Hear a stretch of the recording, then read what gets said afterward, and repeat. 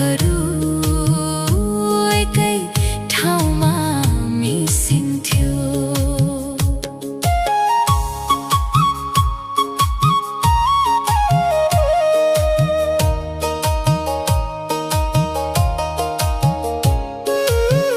तिम्रो नजिक आउँदा डरहरू टाढा भए,